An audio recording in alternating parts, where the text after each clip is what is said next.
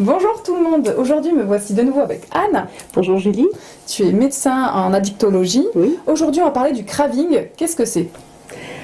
Le craving, c'est un mot anglo-saxon qui veut dire besoin irrépressible. D'accord.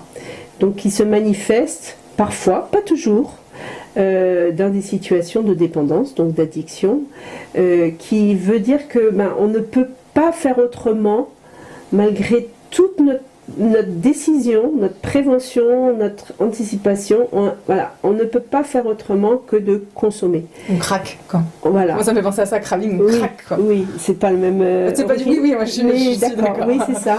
Le craving, c'est ça. C'est contre toute volonté, on va vers la consommation. C'est plus fort que soi. D'accord. C'est vraiment donc, il y a quelque des chose phases qui déborde. Qui peuvent arriver où on est en phase de craving. Comment on...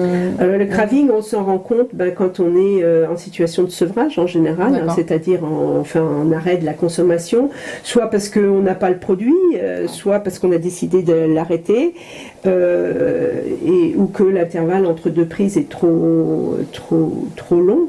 Et du coup, on se sent dans une obligation. Et donc, malgré soi, on va se diriger vers le point de deal, vers l'épicerie, et on va consommer. Voilà. Moi, j'ai un exemple très concret en tête. J'ai quelqu'un qui est venu chez moi et le matin même avait arrêté la cigarette.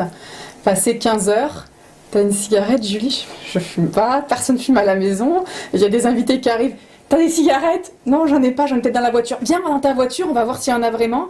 Et on sentait bien que la personne était j'ai l'impression en craving. Il y avait besoin de tout de suite une cigarette parce que c'était trop difficile, quoi. Trop difficile, et puis ça court-circuite le cerveau. C'est-à-dire que le cerveau ne peut plus fonctionner. Il pensait plus qu'à ça. En effet, ça parasitait toutes les discussions, il parlait pas de cigarettes.